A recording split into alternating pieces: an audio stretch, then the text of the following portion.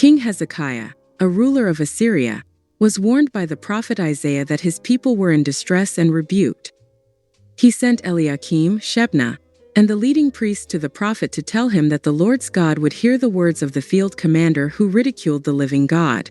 Hezekiah was warned not to let the gods of the nations that were destroyed by his predecessors deceive him. Hezekiah received a letter from Tirhakah, the king of Cush, who was marching against him. He sent messengers to Hezekiah, asking him not to let the gods of the nations that were destroyed by his predecessors deceive him.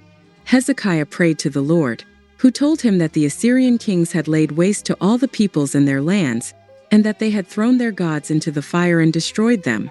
The Lord spoke against Hezekiah, saying that he had ridiculed the Lord and turned fortified cities into piles of stone.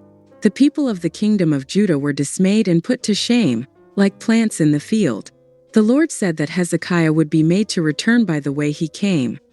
He was given a sign that he would eat what grows by itself, in the second year what springs from that.